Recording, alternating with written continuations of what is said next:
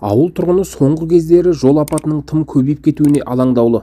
Ауыл тұрғыны аварияның көбеюінің себебінің бірі иесіз даланы жынның жайлауынан болу мүмкін екенін айтты.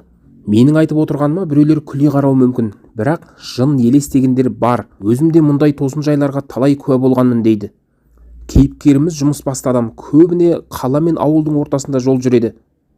Бұл оқиға осыдан 7-8 жыл бұрын болды. Қаладан жай шығып ауылға келе жаттық. Көлікте жүргізуші екеуміз. Сағат таңғы 3-4 шамасы болу керек.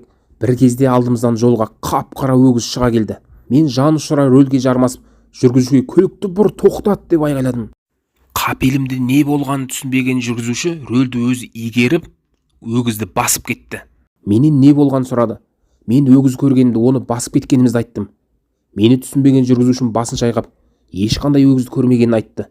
Көліктің терезесінен артқа қарағанымызда жол тап-таза болып жатты. Өгіз болған жоқ.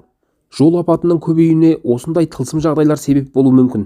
Әйтпесе көлікке отбасын тиеп алып жолдың қарсы бетіне шығатындай жігіттер шетінен ессіз емес шығар. Айтуынша ертеректе ауыл молдалары мұндай қасіретті жағдайлар көбейген уақытта Құран оқып даланы тазалайтын болған. Бір жылдар ауылымызда біраз адам суға кетіп қайтыс болды. Қайғылы жағдай қайталана берді. Кейін қарттар сезіп садақа беріп жерді тазалады. Жауын жоқ кезде де халқымыз құрбан шалып тасаттық береді. Сондықтан мұндай наным сенімді мәселесіне күле қарауға болмайды дейді. Бұл мәселеге байланысты Қазақстан мұсылмандары діни басқармасы не дейді? Мүфтият сайтын ақтара келіп, арнайы пәтуа шығарылғанын көрдік. Пәтуада жындар әртүрлі бейнелер мен пішіндерде көріне алатын айтылған. Домовой елес адамның аруағын көрдік деп жүргендер, ол Алланың жаратылысы жын болуы мүмкін.